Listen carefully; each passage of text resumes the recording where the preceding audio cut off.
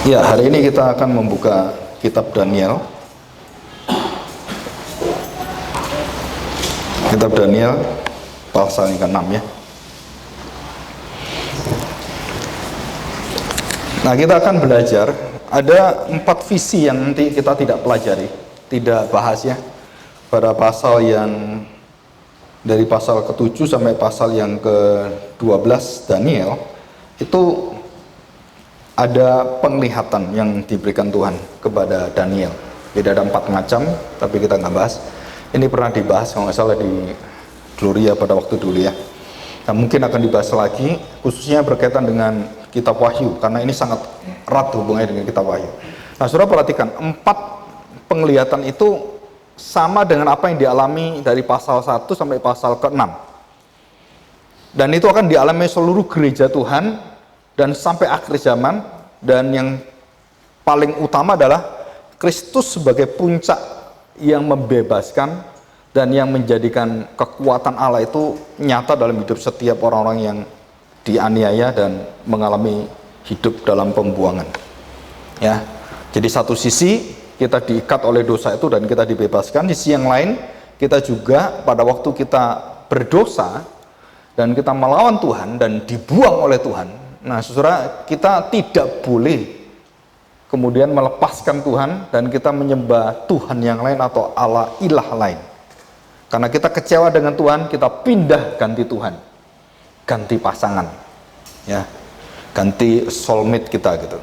Nah, kita ganti, dan pada saat itulah Tuhan berjanji bahwa di dalam masa pembuangan itu Tuhan itu menyatakan kedaulatan dan bagaimana Dia memelihara umatnya dalam segala kesulitan penderitaan yang ada, dan Dia bisa mengatur hati raja seperti Darius, Nebukadnezar, Ahasveros, dan Belshazzar anaknya Nebukadnezar juga. Dan semua hati raja itu di tangan Tuhan semua. Dan ini yang luar biasa itu adalah Tuhan menjagai, Tuhan menopang, dan Tuhan memberikan jaminan bahwa Tuhan tidak pernah meninggalkan kita walaupun Tuhan menghajar kita, termasuk yang boleh dikatakan raja tega juga. Kok tega-teganya Tuhan itu membuang kita? Sebenarnya bukan Tuhan yang salah, kita yang tega meninggalkan Tuhan. Ya, dan di situ Tuhan masih memberikan kesempatan, dan dalam penglihatan itulah dengan cerita-cerita Sadrak, Mesak, Abednego, terus kemudian Daniel pada pasal pertama melihat semua apa yang dilihat, penglihatan-penglihatan itu, saudara, itu menyatakan Allah berdaulat dan Allah mempunyai hikmat yang melebihi siapapun dalam mendidik orang-orang dan anak-anaknya dengan caranya yang ajaib, yang tidak masuk akal, yang mungkin juga menyakitkan kita, membuat kita kadang-kadang berada di ujung jalan yang tidak ada titik temunya. Saudara, Abraham itu sampai akhir hidupnya tidak mendapatkan titik temu. Daud juga pada akhir hidupnya mendapati anak-anaknya mau bunuh dia. Jadi sama sebenarnya kalau kita lihat, ya. Tetapi saudara jangan lupa, di dalam perjanjian baru ada janji yang dilihat oleh Daud, Abraham, dan semua bapak-bapak gereja dalam perjanjian lama itu. Saudara, ada satu penggenapan yang nanti berbeda dengan mereka, yaitu datangnya Kristus dan dicurahkannya Roh Kudus. Nah, itu yang menjamin, yang membedakan PL dan PB itu adalah turunnya Roh Kudus dan turunnya Kristus. Dan yang luar biasa adalah turunnya firman perjanjian baru. Apa maksudnya? Dan disitulah Allah berdaulat menjadi Immanuel, yang prinsipnya sama, tetapi penyertaannya, dan Tuhan tidak lagi membuang kita seperti zaman-zaman Nabi Nuh, zaman-zaman Sodom Gomora, dan zaman-zaman semua itu. Kenapa? Karena Roh Kudus memeteraikan darah Yesus dalam hati kita, dan Tuhan menjanjikan Immanuel, dan dimeteraikan dengan jaminan bahwa Roh Kudus itu akan mencelikkan kita, menyadarkan kita, membawa kita pada kebenaran dan keadilan Tuhan serta penghukuman. Nah, ini yang menjamin kita, saudara.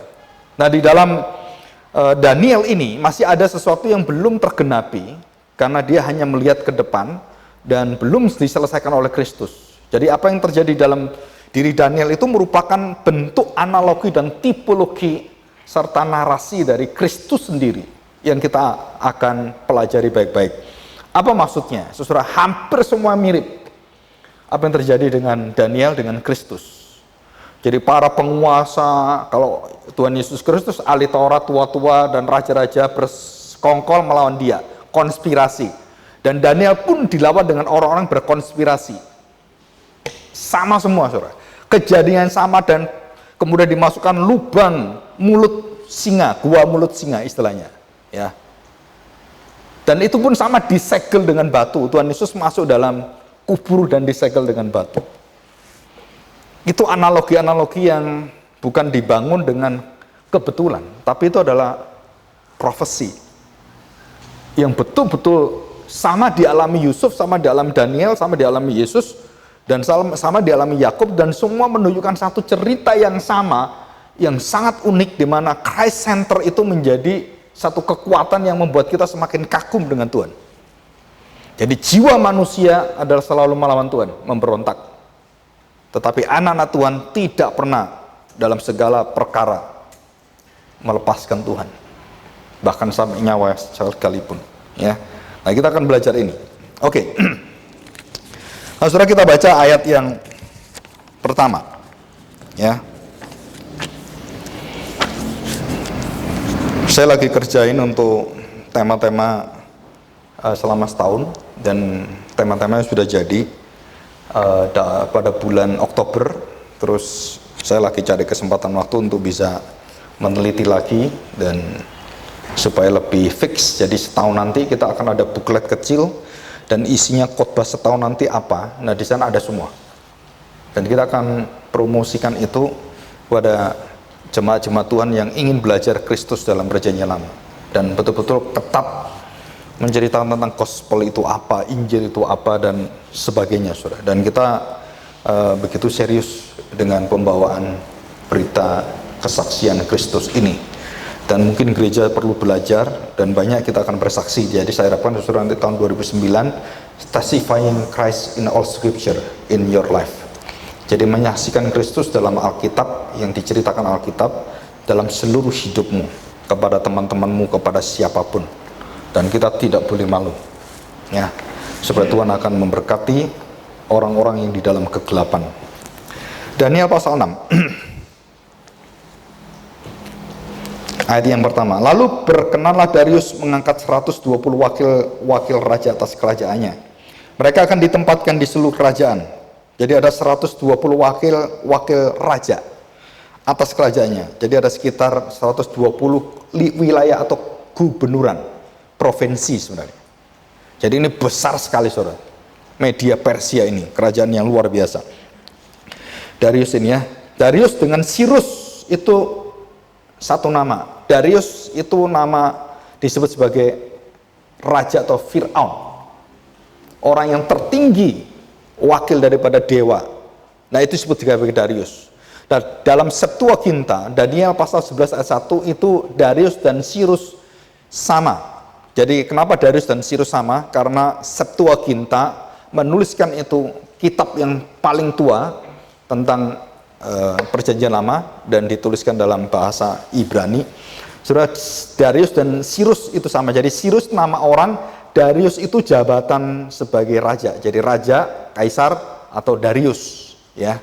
Nah, itu nama orangnya Sirus. Ini secara pengetahuan biblika, saudara, saya beritahu aja. Nah, kemudian kita lanjutkan. 120 wakil raja-raja yang diangkat oleh dia dan ditempatkan di seluruh kerajaan. Jadi ada pimpinan raja besar dan ada raja-raja kecil. Dan ini sama, dan bentuknya bentuk perserikatan.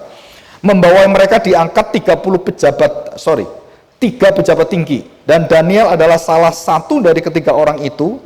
Kepada mereka para wakil-wakil raja harus memberi pertanggung jawab supaya raja jangan dirugikan. Jadi di sistem organisasi Raja Darius itu, dia diwakili oleh 3 orang, dan 3 orang itu termasuk salah satunya adalah Daniel. Dan 2-nya siapa kita nggak tahu. Ya, 2-nya siapa kita nggak tahu. Jadi 3, jadi 1, 3, dan itu dipakai oleh Tuhan Yesus 1 dengan 3 rasul, termasuk Rasul Paulus dan para rasul. Itu biasanya ada persekutuan 3. Jadi 1 dengan 3 pengikut yang inti, kemudian 12 dibagi 4 jadi 3 ya. Ini sistem yang ada secara sistem dunia nih ya. Dan kita melihat wakil-wakil raja itu harus memberikan pertanggungjawaban supaya raja jangan dirugikan. Jadi ada bentuk semacam pertanggungjawaban secara kerajaan ya. 3. Maka Daniel ini melebihi para pejabat tinggi dan para wakil raja itu karena ia mempunyai roh yang luar biasa dan raja bermaksud untuk menempatkannya atas seluruh kerajaannya. Kemudian para pejabat tinggi dan wakil raja itu mencari alasan dakwaan terhadap Daniel dalam hal pemerintahan. Tetapi mereka tidak mendapat alasan apapun, kesalahan apapun. Ya. Tidak ada kesalahan dan alasan apapun atau suatu kesalahan. Sebab ia setia dan tidak ada didapati sesuatu kelalaian atau sesuatu kesalahan padanya. Secara hukum pemerintahan Daniel sempurna sekali. Ya. Saudara, bagaimana cara mereka menjebak? Nanti kita akan belajar. Jadi yang pertama Darius dan Daniel, yang kedua musuhnya dan apa yang dilakukan, dan ketiga nanti adalah terdapat hukum pemeliharaan Tuhan. Ada value dari kerajaan Allah dan value daripada dunia, hikmat Allah dan hikmat dunia. Dan kita akan belajar, ada hukum tabur tuai, ada hukum timbal balik, dan juga ada hukum kasih, ada hukum pengurapan hamba Tuhan, dan ada hukum pengampunan. Nah, saudara, itu semua kita akan secara cepat nanti di dalam kesimpulan. Nah, perhatikan baik-baik. Jadi tidak didapati kesalahan alasan supaya bisa dijatuhkan. Saudara kalau mengerti ini, bukan hanya mereka, sampai Raja Darius pun, kita masih ingat Nebukadnezar pun tidak mendapati kesalahan pada Sadrak, Mesak, dan Abednego. Jadi there's no sin, there's no fault. Dan Yesus pun sama posisinya waktu dia didakwa dan tidak didapati kesalahan apapun dalam hidup dan diri Tuhan Yesus. Setelah lihat semua analoginya, persis sama.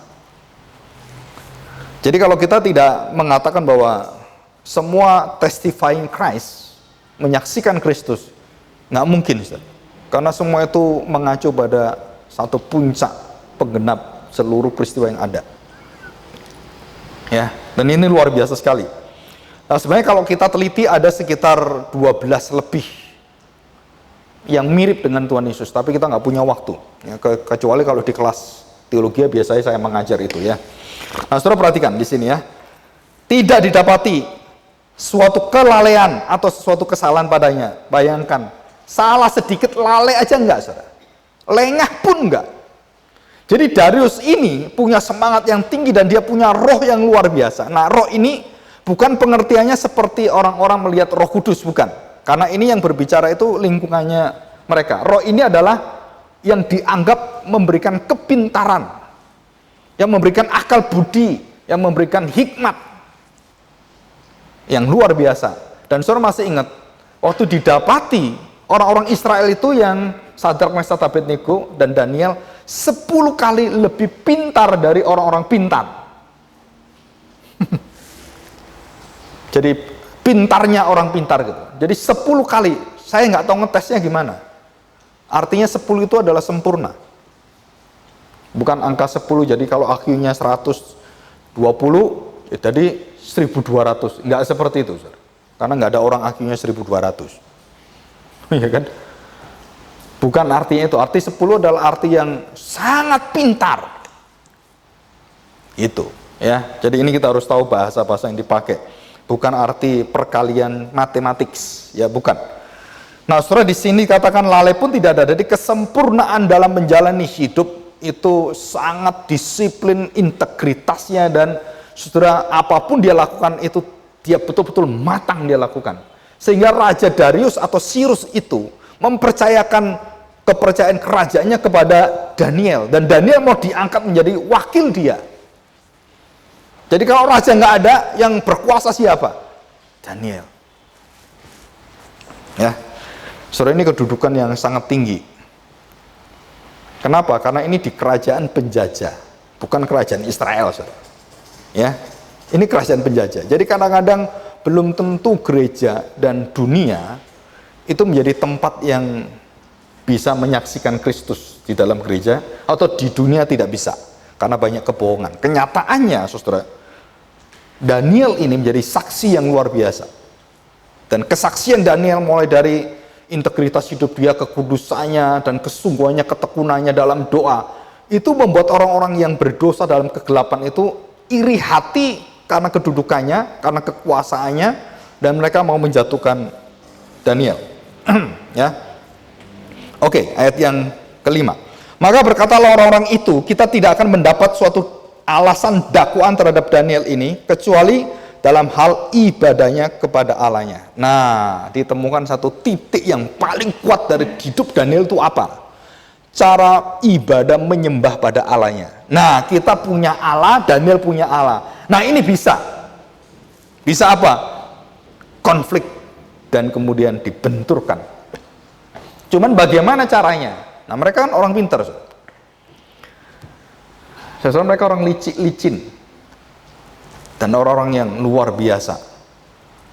Jadi akal bulusnya itu, mereka mencari cara bagaimana menjebak raja dan kemudian mengakali dengan begitu banyak, sehingga raja itu kemudian begitu ada aturan, Raja Darius itu merasa, oh ini aturan benar, ini menyatukan negara ini. Nah, mereka memakai persatuan kesatuan bangsa kemudian menjebak presiden. Nah, kita berdoa untuk Indonesia, dan itu kelihatannya ada rasa-rasa seperti ini di Indonesia. Didukung banyak orang, kemudian pemimpinnya merasa, wah ini bagus, ini mempersatukan. Belum tentu, saudara. Karena ada orang-orang busuk di dalamnya yang akan merongrong kekuasaan dengan cara mengabdi dengan kepalsuan, dan itu terbukti sekarang di depan kita. Ya, dan ini terjadi dalam kerajaan Persia, Medio Persia. Ya, nah saudara perhatikan. Nah, setelah tidak ada dakwaan dalam hal ibadah. Nah, ibadah itu kekuatan Daniel, persekutuan dia dengan Allah dalam doa, dalam semua. Nah, ini titiknya ini. Titik kelemahan dia itu apa? Nah, titik di mana dia menyembah Allahnya.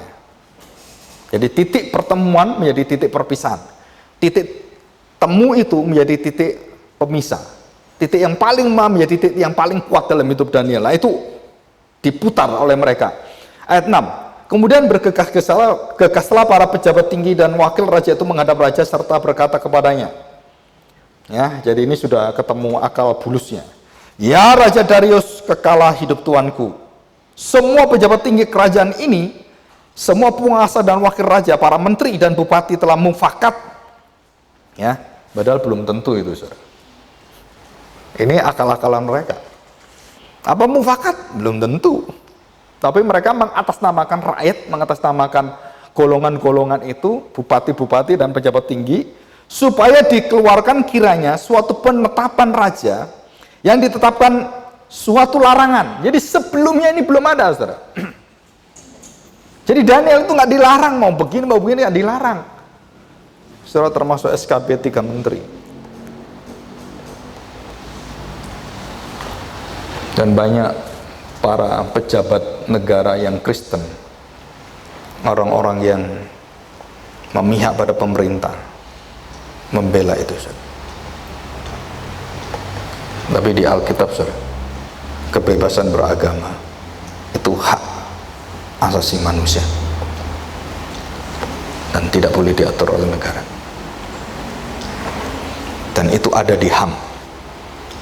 Ya, saudara lihat di London, di Paris, mereka sembahyang dengan cara tidak dilarang, silakan. Karena hukum kami adalah hak asasi manusia. Tapi di negara yang mereka nggak ada hak asasi manusia. Hak saya semua, hak agama saya. Nah, saudara, ini mengerikan sekali. Nah, jadi radikal sangat mudah. Nah, kita lihat, kita perhatikan baik-baik, ya. Dikeluarkan kiranya suatu penetapan raja dan ditetapkan suatu larangan agar barang siapa yang dalam 30 hari. Kenapa 30 hari? Hanya untuk menjebak siapa, saudara? Saudara, kalau saya mengalami hal seperti itu dalam kehidupan, dalam pekerjaan, dalam bisnis, dalam pelayanan, saudara, ini semua manusia busuk itu ada semua, saudara. Manusia-manusia licin itu ada, saudara. Dan Tuhan tidak hapuskan manusia itu. Dan ada di depan kita, dan kita harus mempraktekkan bagaimana kita mengasihi musuh kita, mengampuni seperti Tuhan mengampuni, dan memberikan bagaimana Tuhan akan menghajar, mendidik, dan menghukum, menulai, membinasakan, menghempaskan mereka. Dan itu hak Tuhan semua. Kalau Tuhan sudah mengangkat tangan dan berperkara dengan kita, siapapun yang melawan dia, kalau Tuhan katakan aku buang kamu 70 tahun, kamu mau doa sampai kapanpun, kalau belum 70 tahun nggak akan dijawab Tuhan. Dan barang siapa yang menantang Tuhan dan mengatakan aku berani, aku lawan, saudara, engkau kan berhadapan dengan Tuhan, bukan berhadapan dengan manusia. Dan engkau tidak akan tahan dengan Tuhan, saudara. Daud mengatakan aku lebih baik mati dan menghadapi rakyat dan orang manusia daripada menghadap engkau.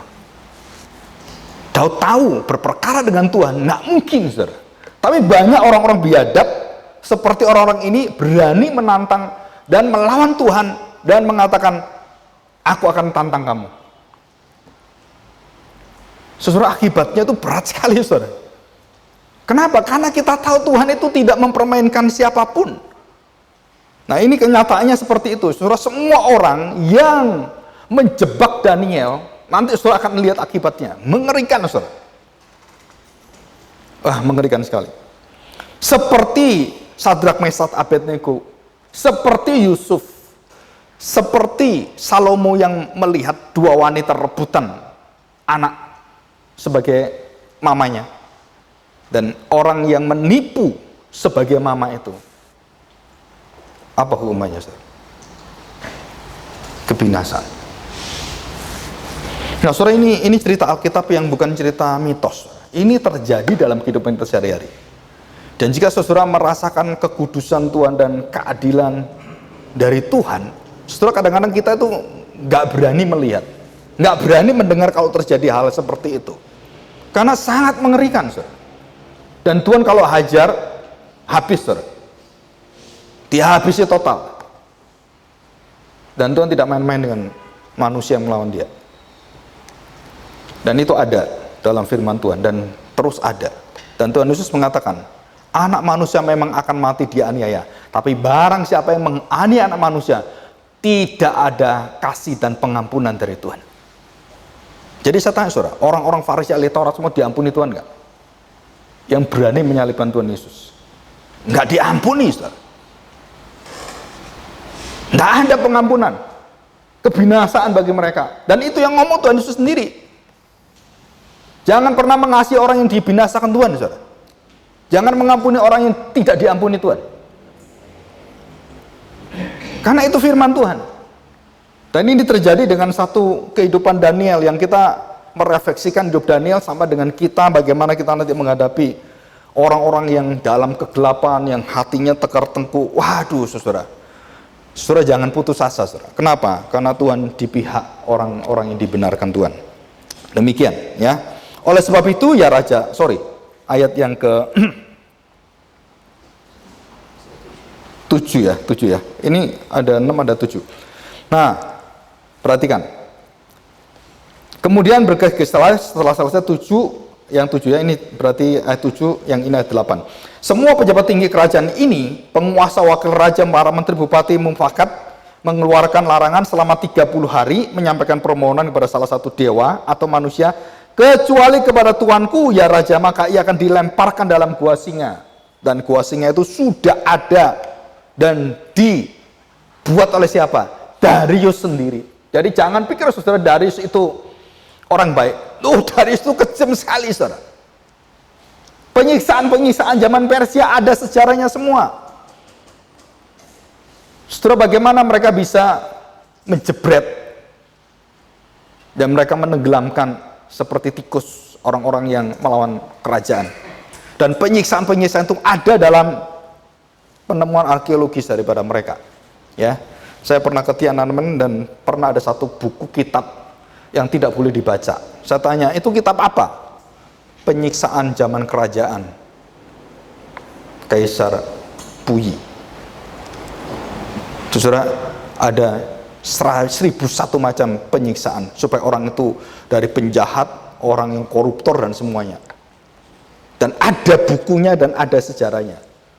Nah, saudara, kalau saudara baca cerita daripada Judge Po itu bisa tahu sebagian, ya. Nah, saudara perhatikan.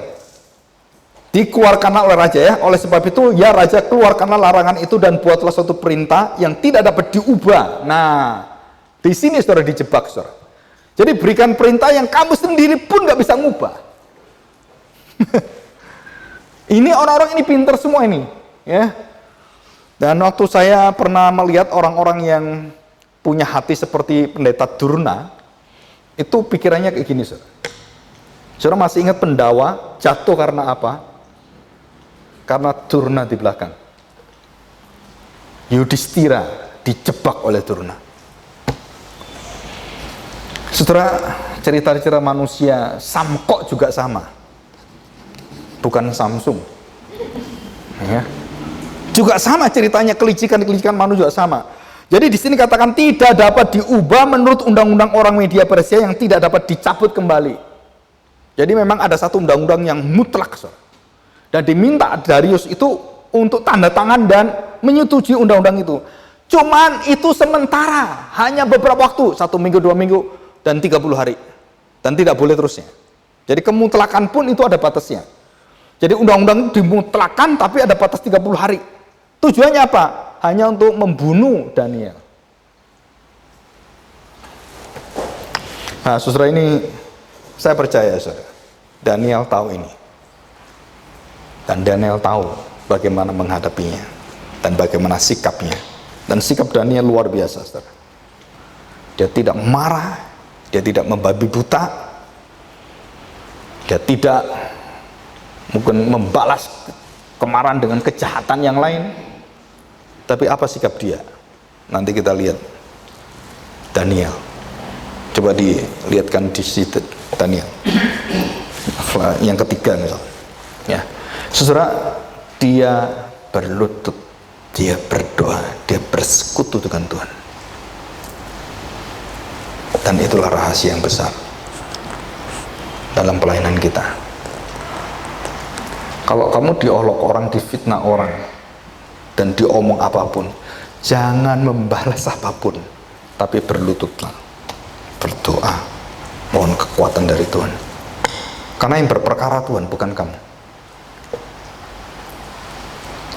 Dan kalau saudara alami itu, saudara akan melihat Tuhan itu penuh dengan kasih, penuh dengan belas kasihan, pengampunan. Tapi orang-orang yang seperti tidak ada Tuhan itu, mereka tidak pernah berpikir itu. Mereka jauh daripada buah Roh Kudus. Mereka buah laknat. Pikiran mereka tuh mau bersongkol, mau berkolusi, mau cari akal dengan segenap hati, segenap usaha, kekuatan semua. Untuk apa musuh-musuhnya itu? Mereka mencari jebakan, jerat, supaya bisa menjerat Daniel. Dan akhirnya terjerat Daniel, saudara. Dan ini masuk ke dalam lubang singa. Dan yang jebak siapa? Darius sendiri. Aduh, kamu baik dengan saya ya. Tapi sorry, terpaksa saya tanda tangan ini. Kenapa? Ya karena itu tadi, ada aturan-aturan, saya pikir baik, enggak taunya, lu kena kamu. Dan kamu harus masuk dalam lubang singa. Aduh.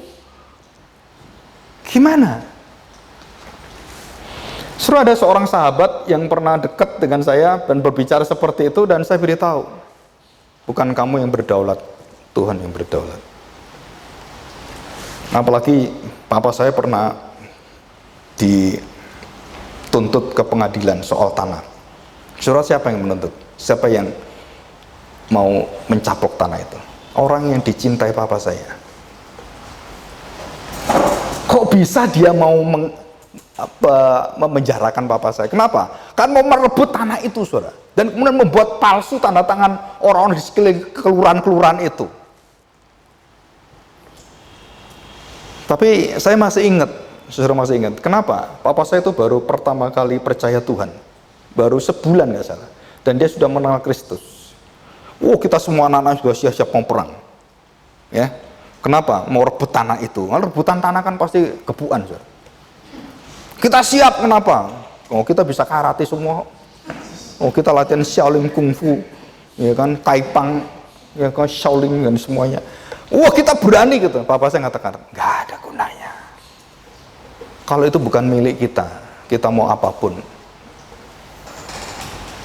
Kita nggak terima, saudara. Kenapa? Tanah 2 hektar ya. Sekarang berapa miliar itu kan? Enaknya papa ngomong, kalau bukan milik kita percuma, kata. Terus apa yang kita lakukan? Diajak doa, saudara. Doa. Bukan penyelesaian itu, doa itu. Itu namanya pasif. Terima gitu. Kita anak-anaknya tuh pokoknya berantem terus gitu. Tetapi saudara, memang betul cara berdoa itu cara yang alkitabiah. Apa cara berdoa? Menyerah di hadapan Tuhan. Tuhan, kau berperkara dengan kami, dan kami dahulukan hati Tuhan. Dan apa yang terjadi, saudara?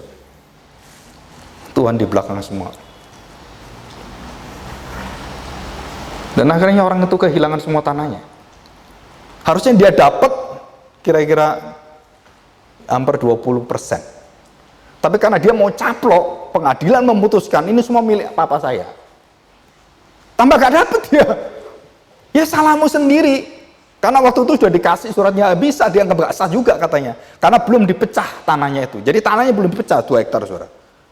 Jadi papa saya dapat semuanya. Karena papa saya baik, ya udah kan tak kasih tanah ini. Tapi belum izin ke pertanahan. Terus dia nuntut mau ambil semuanya, nipu-nipu gitu kan. Nah di situ ditutup. Nah untungnya papa saya orangnya polos dan tidak berpikir panjang. Dan dia akhirnya menyerahkan kepada bagian pertanahan, malah dapat semuanya. Dan dibagilah dengan saudara semua. Saudara, di situ saya percaya bahwa orang yang benar, orang yang di dalam Tuhan itu tidak pernah terkalahkan, walaupun seolah-olah Daniel itu kalah masuk lubang singa. Ya, lubang itu pit. Pit itu sama dengan yang neraka, sama dengan kematian, sama dengan lubang yang dalam, itu semua sama yang dipakai perkataannya. Ya, lubang kematian itu. Nah, di sini kita melihat, ya. Perhatikan, dalam kamar, nanti kita lihat setelah didengarnya itu ya, ayat yang ke-9. Sebab itu Raja Darius membuat suatu perintah dengan larangan itu. Demi didengar Daniel bahwa surat perintah itu telah dibuat, pergi ke rumahnya. Untuk apa, saudara? Dan dikatakan dalam kamar atasnya ada tingkap-tingkap yang terbuka ke arah Yerusalem. 3 kali sehari ia berlutut, berdoa serta memuji Allahnya seperti yang biasa dilakukannya. Lalu orang-orang itu bergegas-gegas masuk dan mendapati Daniel sedang berdoa dan bermohon kepada Allahnya. Nah ditunggu kan? Mungkin kalau ada foto, difoto, saudara. Ya kan? Dan kemudian dilaporkan ke Darius. Dan Daniel pergi, dia tidak menutup pintu, kemudian ketakutan, ditutup semua, terus kemudian ibadah sendiri. Kenapa? Aduh nanti saya ketangkep, kalau saya... Enggak, dia biasa seperti itu. Dia buka pintu dan semua penduduk lihat dia berdoa. Ada waktunya, saudara bersembunyi, ada waktunya saudara tidak boleh bersembunyi. Dan Daniel tidak bersembunyi. Dan dia buka pintunya semua, dan dia berlutut, dia berdoa. Malah disengaja supaya orang itu lihat. Hukum yang mana yang ditaati oleh Daniel? Hukum Darius dengan dewa-dewanya, dengan segala ketentuannya, atau hukum Allah? Saudara, jika hukum itu berkonflik satu sama lain, saudara jangan pernah hukum dunia menjadi andalanmu, tapi datanglah dan peganglah hukum Allah. Jika kehendak manusia dengan kehendak Allah bertentangan, saudara lepaskan kehendak manusia, pegang kehendak Allah. Walaupun saudara ada kesulitan yang berat dihadapi dan kematian dan tidak ada jalan keluar di sana, saudara harus pegang kehendak Tuhan. Dan itu saya dengar orang-orang yang dipakai Tuhan dengan luar biasa berbicara ini. Ya, saya masih ingat waktu melihat Pak Stephen Tong berdoa dengan Pak Hanif yang kokonya Pak Endra Mulya, dan ada 3 orang berdoa dan mendoakan STTRI yang belum cuman disewa, cuman ditempati, dan mereka berdoa, belum ada gereja, belum ada apapun, dan mereka berdoa tiap hari di sana. Saudara, pengalaman-pengalaman seperti itu banyak orang tidak mengerti. Ada pengalaman rohani yang ada dalam diri Pak Tong, tapi banyak orang nggak tahu. Saudara, saya pernah tanya sebelum khotbah, Bapak di mana? Dia di belakang mimbar. Ngapain? Berdoa. Setelah kehidupan rohani spiritual life seperti ini, itu nggak diekspos. Padahal itu pentingnya luar biasa bagi jemaat. Supaya jemaat tahu apa sih hidup yang dipakai Tuhan itu. Bukan kepintarannya, saudara, bukan, saudara. Tapi bagaimana dia berserah pada Tuhan, dia memohon pada Tuhan, dia bergantung pada Tuhan, dia bersandar pada Tuhan. Dan Daniel melakukan itu. Dan ancaman-ancaman itu ada di sekelilingnya, dia tetap berjalan, dia nggak peduli, saudara. Ya. Lalu orang-orang itu bergegas dan mendapatinya. Apa yang terjadi? 12, kemudian mereka menghadap raja dan menanyakan kepadanya tentang larangan raja. Ya. Jawab raja, perkara ini telah pasti menurut undang-undang orang Media dan Persia yang tidak dapat dicabut kembali. Lalu kata mereka, nah di sini, betul raja ya, kamu tanda tangan ini ya, dan dia boleh cabut. Iya, nggak boleh cabut. Tidak boleh, kan sudah ditulis gitu. Nah, ayat yang 14, 13, ya. Lalu kata mereka kepada raja, Daniel, langsung ditunjuk, saudara. Daniel artinya itu loh orang yang kamu percaya itu.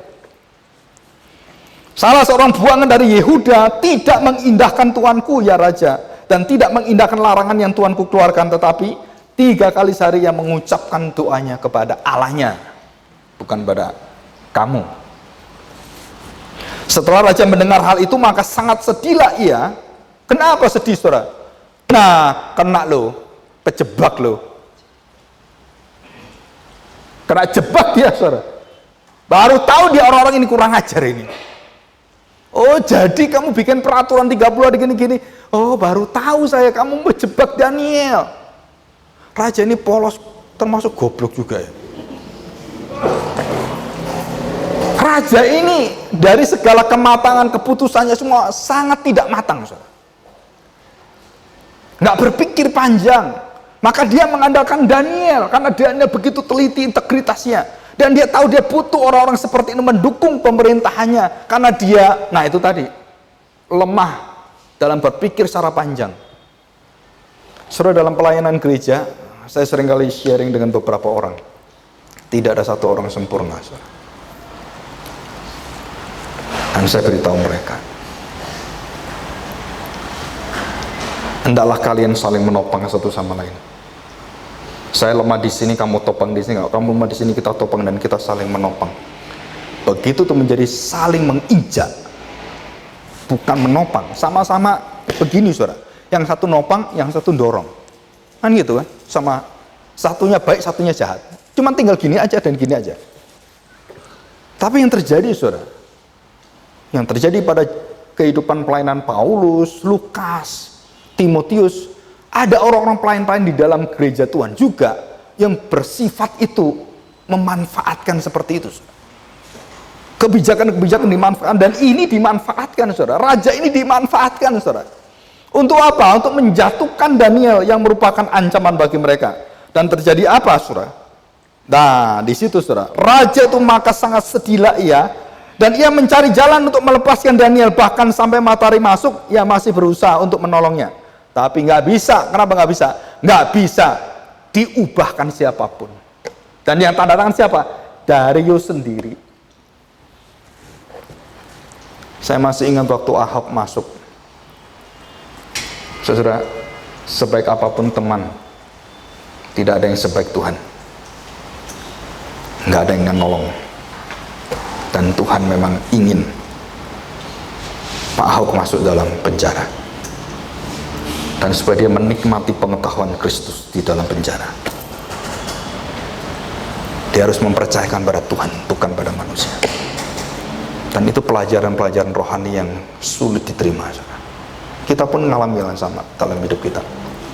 Pada saat ujung seperti itu, harus, saudara, nggak enak sekali, saudara. Tetapi di situ Tuhan mengatakan, anakku, aku tidak pernah tinggalkan engkau. Dan dia semakin matang, dia semakin luar biasa. Nanti kita akan lihat, begitu keluar, orang-orang dipakai Tuhan dan dididik Tuhan, kematangan dia nanti pasti berbeda, ya. Kita melihat kejadian-kejadian ini. Perhatikan. Jadi raja itu mau cari jalan keluar untuk supaya bisa nolong sebelum dia masukkan Daniel ke lubang singa itu. Tetapi nggak bisa, saudara. Dikatakan oleh orang-orang itu, mengingatkan, lalu bergegas-gegaslah orang-orang itu menghadap raja serta berkata, ketahuilah ya raja bahwa menurut undang-undang Media dan Persia tidak ada larangan atau penetapan yang dikeluarkan raja yang dapat diubah. Sesudah itu raja memberi perintah, lalu diambillah Daniel dan dilemparkan dalam gua singa. Siapa? Atas perintah siapa itu, saudara? Darius. Nggak mungkin dia nggak perintahkan. Kenapa? Lah kamu sudah ngomong sendiri. Kamu harus, nggak boleh ambil ludahmu kamu sedot kembali. Nah, saudara, ini akhirnya terjadi apa? Berbicara raja kepada Daniel waktu Daniel dilemparkan dalam gua singa. Allahmu yang kau sembah dengan tekun, dialah kiranya yang melepaskan engkau. Luar biasa, saudara. Jika seorang raja yang tidak bertuhan Yahweh, tapi bisa mempunyai pengetahuan Yahweh yang seperti ini, itu sudah tinggal selangkah masuk surga. Pengetahuan tentang Allahnya tinggal masuk selangkah. Felix juga berbicara pada Paulus, oh Paulus, kamu membuat sedikit lagi saya menjadi orang Kristen. Tapi nggak jadi Kristen. Mahatma Gandhi juga sama. Nggak jadi Kristen. Kenapa, saudara? Karena Tuhan tidak memberikan anugerahnya kepada Darius. Dan dosanya terlalu banyak. Ya, dan Tuhan berjanji raja-raja yang menjajah bangsa Israel, Tuhan binasakan semua. Dan itu sudah diucapkan di depan. Ya, saudara, kadang-kadang saya membaca cerita Alkitab itu ada tragedi, ironis, semua jadi satu, yang mengerikan sekali. Ya, tapi itu yang terjadi, saudara. Nah, saudara, di sana apa yang terjadi? Maka dibawalah sebuah batu dan diletakkan pada mulut gua itu, lalu raja mencap itu dengan cincin meterainya dan dengan cincin meterai para pembesarnya, supaya dalam hal Daniel tidak dibuat perubahan apa-apa. Jadi semua tanda tangan meterai-meterai semua, pembesar semua memeteraikan. Wah, luar biasa, saudara. Di mana? Di batu penutup gua singa. Pakai apa? Nggak tahu itu batu tanda tangan pakai apa. Kalau batu pakai tanda tangan apa? Nah, mungkin pensil gitu kan, kertas ya. Nah, kalau batu pakai apa? Nah, itu ada stempel yang khusus, saudara. Meterai-meterai itu ya. Dan berapa mata jedok gitu, pembesar ini, mungkin 120 mungkin ya, kan tadi 120 pembesar. Saudara, apakah meterai itu bisa dibuka? Nah, kita lihat. Pagi-pagi sekali ketika fajar, ayat 18, lalu pergilah raja ke istananya dan berpuasalah ia semalam-malaman itu, ia tidak menyuruh datang penghibur-penghibur dan ia tidak dapat tidur. Jadi sebenarnya Darius itu sangat bergantung pada Daniel dengan luar biasa, saudara. Dia sangat mencintai Daniel. Dia sangat mengasihi Daniel, sahabat yang luar biasa. Tetapi, saudara, kelicikan manusia dalam dosa, saudara, itu tidak bisa ditolak. Ya, saya pernah mendengar satu cerita seorang anak dan bapak yang akhirnya saling memenjarakan. Tapi ujung-ujungnya adalah kasih Tuhan yang luar biasa. Sama dengan ini ya. Coba kita lihat. Dan ketika ia sampai dekat gua itu, berserulah ia kepada Daniel dengan suara sayu. Berkatalah ia pada Daniel, Daniel, hamba Allah yang hidup, Allahmu yang kau sembah dengan tekun, telah sanggupkah ia melepaskan engkau dari singa-singa itu? Lalu kata Daniel kepada raja, ya raja, kekalah hidupmu. Oh, berarti kan masih hidup. Ya kan, ngomong itu kan. Allahku telah mengutus malaikatnya untuk mengatupkan mulut singa-singa itu, sehingga mereka tidak mengapa-apakan aku. Karena ternyata aku tidak bersalah di hadapannya, di hadapan Allah, tetapi juga terhadap tuanku raja. Ya raja, aku tidak melakukan kejahatan. Apa yang terjadi, saudara? Lalu sangat bersukacitalah raja dan ia memberi perintah supaya Daniel ditarik dalam gua itu. Maka ditariklah Daniel dari dalam gua itu, dan tidak terdapat luka apa-apa padanya. Seperti Sadrak, Mesak, dan Abednego. Tidak terbakar dan tidak ada sama sekali yang menciderai. Apa artinya, saudara? Artinya bahwa jiwa orang-orang percaya pada Tuhan itu sempurna di lindung Tuhan, nggak bisa dikalahkan oleh siapapun. Karena ia percaya kepada Allahnya. Raja memberi perintah lalu diambillah. Nah 24 ini mengerikan. Dia kan tahu sekarang kan, wah berarti kamu benar ini ya, tidak bersalah pada saya, kamu gak dimakan itu, malaikat datang, Allahmu yang menyelamatkan kamu, ayo keluar. Nah ayat 24, raja memberi perintah lalu diambillah orang-orang yang telah menuduh Daniel dan mereka dilemparkan dalam gua singa. Apa yang terjadi saudara setelah itu? Coba lihat saudara, jika saudara berada di mulut singa itu dan saudara di situ ada Daniel, kenapa Daniel tidak mengatakan kasihlah musuh? Hah? Katanya, kenapa Daniel tidak mengatakan ya cobalah beri pengampunannya supaya dia bertobat? Gak ada. Daniel berdiam dan mengiyakan semua. Soalnya ini bukan kekejaman, tapi hukum tak bertuai. Dan waktu dikatakan baik mereka maupun anak-anak dan istri-istri mereka, belum lagi mereka sampai ke dasar gua itu, berapa puluh singa itu dilempar, langsung disambut, langsung digigit, capit-capit, belum turun. Saudara lihat pemandangan yang mengerikan. Mungkin kita bisa gemeter lihat itu, saudara. Apalagi itu dilihat oleh seluruh rakyat. Siapa berani korupsi lagi kayak gitu?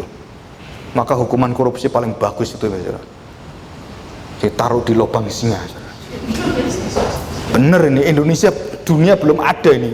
Saya usul ke Pak Jokowi, bikin singa-singa itu supaya lapar 3 minggu. Dan orang yang berkorupsi, berkoruptor, masukkan ke dalam lubang singa. Nah saudara, untuk apa saudara? Supaya orang lihat, kapok kamu. Supaya orang itu langsung terkejut luar biasa, dan mereka kemudian nggak berani lagi melakukan itu. Saudara tahu hukum di Israel, hukum Taurat? Barang siapa yang salah papanya, anaknya tidak bersalah dan tidak boleh dipenjara.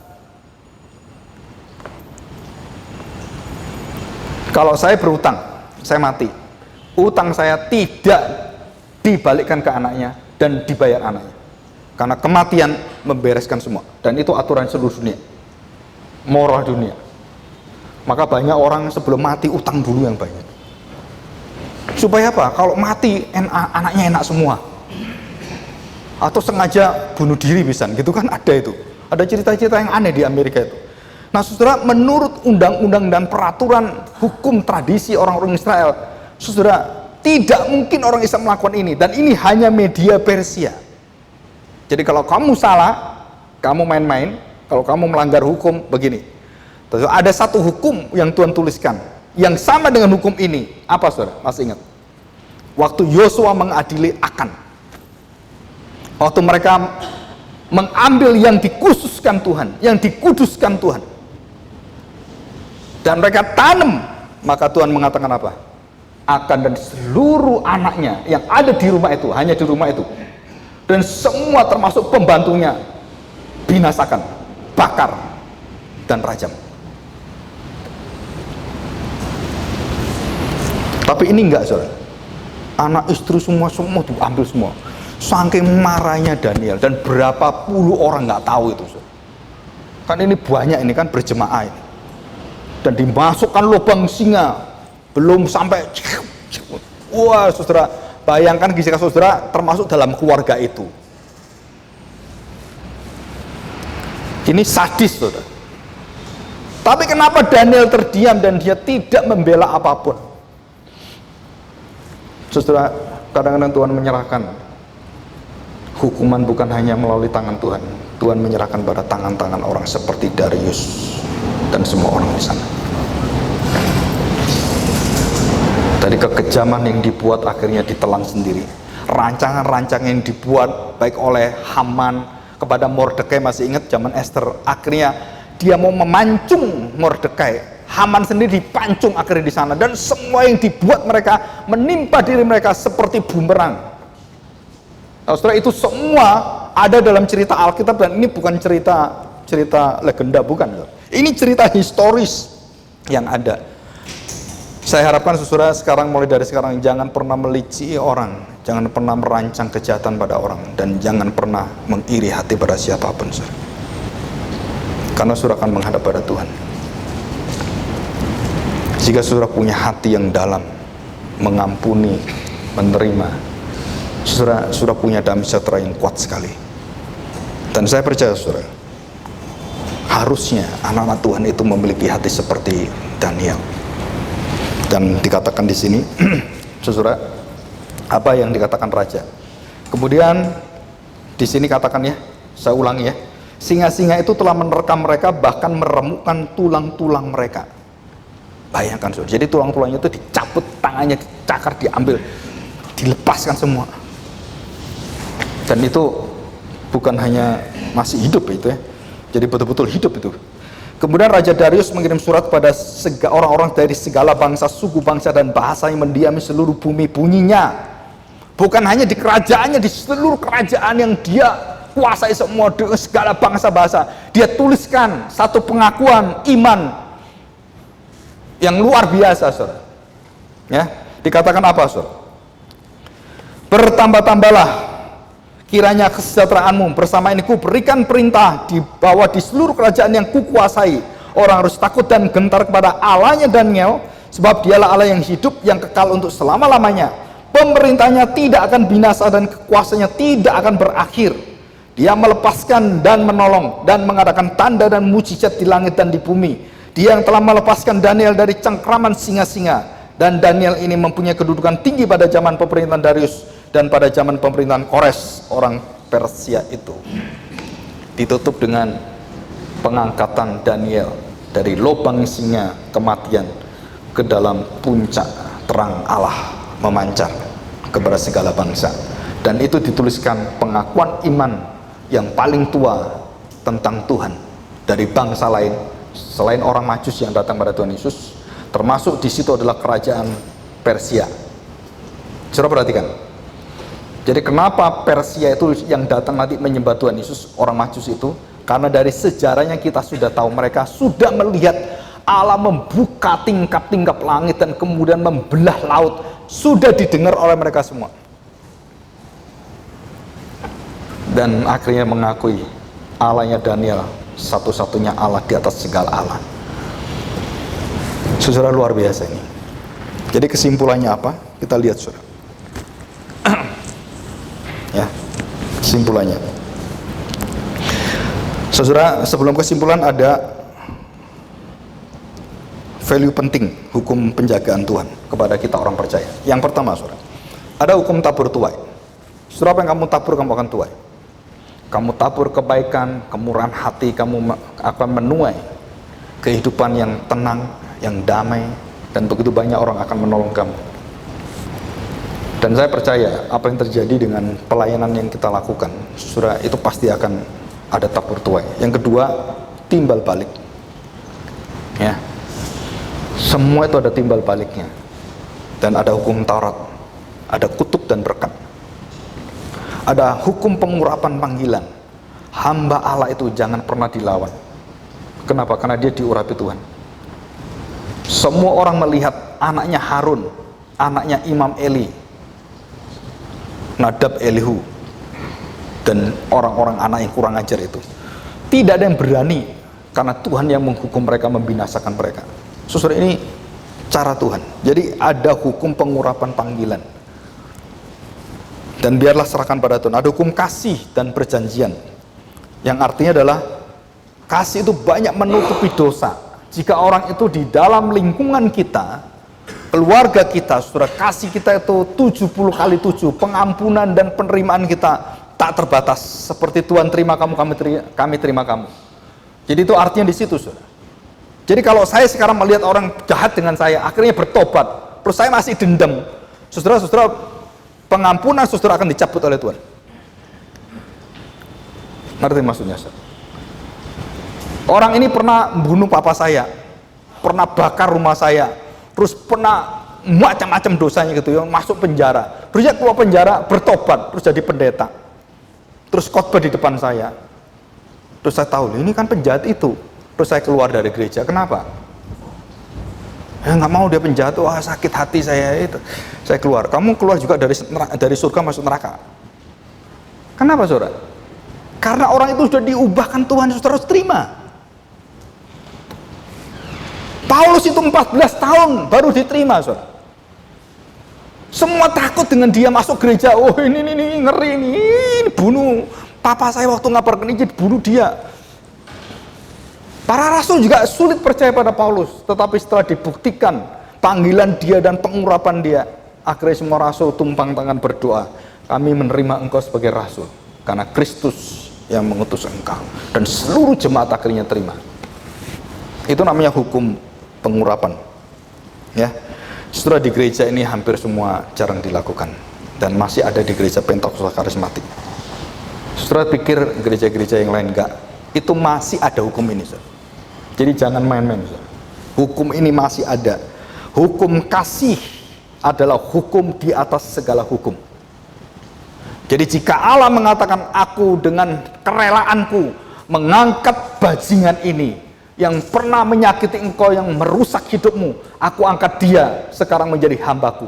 Saudara, kita semua yang sakit hati semua, runtuhkan semua. Seperti Naaman mandi 7 kali, kustanya itu akhirnya rontok. Seperti kita juga harus dikuduskan Tuhan 7 kali dengan sempurna, supaya bisa terima orang-orang seperti ini dalam hidup kita.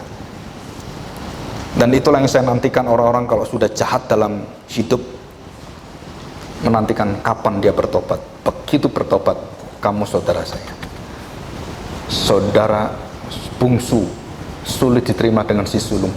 Kenapa saudara? Karena dia mengukur kebaikan dirinya dan kebobrokan adiknya. Bapak tahu nggak apa yang saya lakukan? Aku bersama dengan engkau, aku melakukan semua untuk engkau. Banyak sekali dia berkonsentrasi pada I. Maka produk Amerika tuh iPhone, iPad, kan I semua. Bangsa yang paling sombong itu Amerika. I-nya selalu gede. Yang bangsa lain nggak ada. Saya kecil gitu kan. I. Nah, saudara, waktu seseorang sudah mengalami semua seperti ini, apa yang terjadi, saudara? Hukum kasih adalah hukum di atas segala hukum. Jadi begitu Allah dengan belas kasihannya tidak melihat dosamu, tidak melihat semuanya, dan waktu dia memilih engkau, saudara, siapapun di sekelilingnya, dan kita orang percaya harus mengakui apa yang Tuhan katakan. Jika Tuhan mengampuni, kamu nggak terima, kamu yang nggak akan diampuni. Betul kan? Perumpamaan pengampunan jelas. Kamu diampuni 10 juta, orang ini diampuni karena utang cuma 2 juta. Saudara, begitu kamu nggak terima dengan orang yang hutang pada kamu cuma 500 ribu, Tuhan katakan apa? Kamu masukkan dalam lubang neraka. Saudara, inilah hati Daniel, inilah hati orang-orang percaya. Jadi Allah berdaulat dan dia serahkan sepenuhnya pada Allah. Dan kita tunggu apa? Kapan kamu bertobat? Kapan kamu berubah? Kapan kamu menjadi saudara saya? Dan itulah hati Tuhan. Mari kita berdoa. Bapa, kami bersyukur jika kami mendapatkan satu hidup yang berintegritas, hidup penuh dengan kekudusan, tidak berkompromi, dan tidak menjual iman. Tuhan, memang sulit hidup seperti ini, seperti Daniel, apalagi pada zaman yang sekarang ini. Dan tidak ada satu manusia yang bisa kakinya bersih waktu berjalan bersama dengan Tuhan. Seperti Petrus, engkau bersihkan kaki kami, demikianlah para anak-anak-Mu Tuhan. Kami sudah diselamatkan, tetapi hidup kami harus dibersihkan tiap hari dan terus-menerus. Biarlah Tuhan mengingatkan kami akan kehidupan yang sungguh-sungguh percaya di dalam segala kesulitan yang tidak mampu kami hadapi. Apapun yang terjadi di depan kami, Tuhan, hanya kami tahu satu: Tuhan tidak pernah tinggalkan kami, dan Engkau berdaulat menjaga, menopang, dan mengubahkan apapun sesuai dengan kuasa-Mu. Kami serahkan hati kami serahkan seluruh hidup kami, keluarga kami, pekerjaan kami Tuhan, dan termasuk jemaat kami dan gereja ini Tuhan. Pertatakan Engkau di dalam hati kami dan di dalam gereja ini. Kami yang tinggikan nama-Mu Tuhan, dan tariklah mereka semua yang mau datang pada Tuhan, mau belajar hal yang luar biasa ajaib ini, dan bawalah hati kami itu bersaksi demi nama-Mu. Kami serahkan doa ini di dalam nama Tuhan kami Yesus Kristus. Amin. Saya serahkan kepada Tuhan.